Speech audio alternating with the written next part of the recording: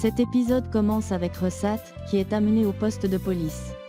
Hussein est satisfait d'avoir enfin Ressat entre ses mains et promet de lui faire payer tout le mal qu'il a causé, notamment à sa fille. Pendant ce temps, Demir et Djemal arrivent au poste. Hussein est ravi de voir Demir en vie et le félicite pour son courage. Il explique à Demir que Djemal est venu le voir avant d'aller au salon de vente aux enchères pour lui exposer leur plan. Demir demande à Hussein quel sera le sort de Ressat. Hussein répond avec assurance que Ressat finira sa vie en prison pour ses innombrables crimes. Il ajoute que, pour l'instant, Demir peut rentrer chez lui et qu'il viendra déposer sa déclaration le lendemain. À la maison, Candan et Ougour attendent impatiemment l'arrivée de Demir.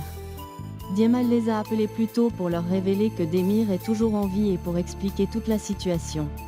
Oikou, fatigué, insiste pour aller se coucher, mais Ougour et Candan la supplient d'attendre encore 5 minutes. Peu après, on frappe à la porte. Candan, le cœur battant, s'empresse d'ouvrir. Lorsqu'Oikou voit son père, elle est submergée de joie et court se jeter dans ses bras. Elle le serre si fort qu'elle refuse de le lâcher. Candan, les larmes aux yeux, étreint aussi Demir, suivi d'Ougour, qui finit par le serrer contre lui en lui reprochant gentiment de leur avoir caché la vérité. Djemal sourit et plaisante. Quel genre d'homme peut garder un tel secret? Mais Demir prend la parole pour les rassurer. Je voulais vous protéger, c'est tout. Nous parlerons de tout cela plus tard. Oikou, curieuse et soucieuse, demande à son père pourquoi son patron l'a retenu aussi longtemps. Demir, ému, lui répond simplement qu'il avait beaucoup de travail. Elle le serre encore plus fort dans ses bras, tandis que Candan pose tendrement sa tête contre la poitrine de Demir. Cette scène touche Ougour et Djemal, qui échangent un sourire complice. Plus tard, Demir accompagne Oikou dans sa chambre pour la coucher. La petite lui confie tristement que tous ses livres d'histoire ont été détruits dans l'incendie. Demir lui promet de les remplacer par de nouveaux, puis improvise une histoire qui la berce jusqu'à ce qu'elle s'endorme paisiblement. De retour au salon, Demir rejoint Ougour et Candan pour tout leur expliquer. Il avoue que c'est lui qui a demandé à Djemal de garder son retour secret afin de ne pas les exposer à des risques. Candan, ému, prend la main de Demir et lui demande si tout est enfin terminé.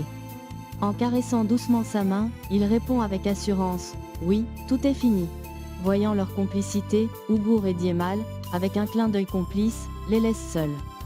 Candan, désormais rassuré, évoque leur situation. « Nous n'avons plus de maison », Demir, avec un sourire plein de douceur, lui murmure « Toi, tu es ma maison, mon refuge ». Puis, il la prend tendrement dans ses bras, la réconfortant. Le lendemain matin, Oikou se réveille et découvre ses parents endormis sur le canapé, Candan blotti contre Demir. Elle s'assoit doucement à côté d'eux pour ne pas les réveiller. Peu après, Ougour arrive et, attendri par cette scène familiale, immortalise le moment avec une photo.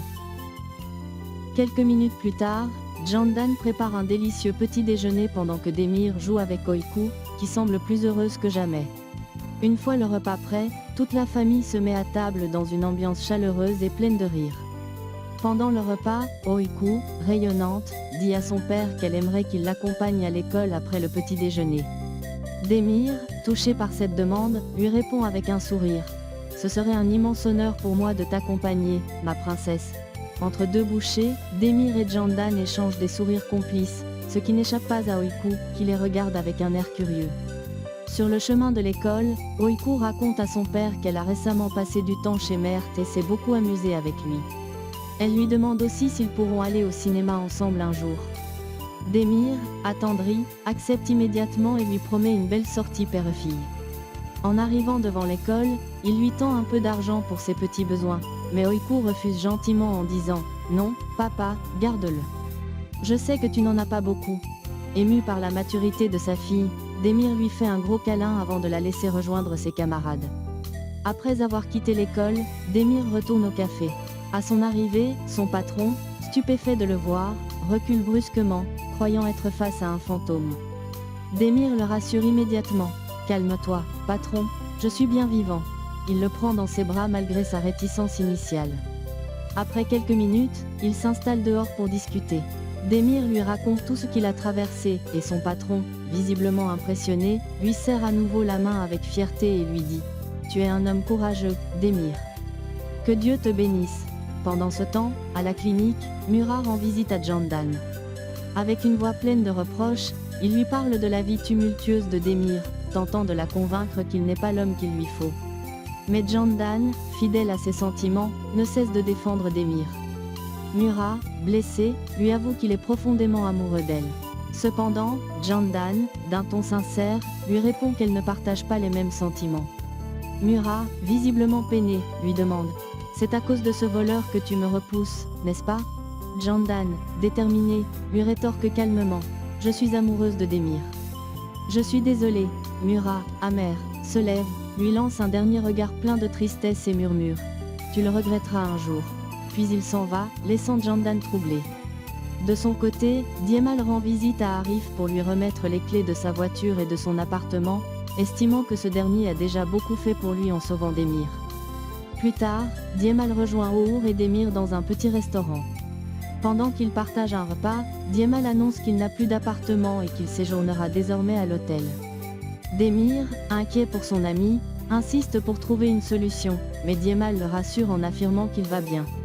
C'est alors qu'Our, dans un élan d'enthousiasme, propose à Demir d'organiser une magnifique demande en mariage pour Candan, car selon lui, elle le mérite amplement. Diemal soutient l'idée avec ferveur et ajoute même qu'il devrait planifier un vrai mariage digne de ce nom. Demir, touché par leur soutien, commence à envisager sérieusement la proposition. Quelques heures plus tard, ils se rendent ensemble chercher Oiku à l'école, où elle les accueille avec son énergie habituelle. Une nouvelle page semble prête à s'écrire pour cette famille unie malgré les épreuves. J'espère que vous avez adoré la vidéo. N'oubliez pas de vous abonner et d'activer la cloche pour ne manquer aucun nouveau résumé. À très bientôt pour d'autres histoires encore plus crépitantes. Shelly's Love, votre rendez-vous pour revivre les meilleures émotions des novellas.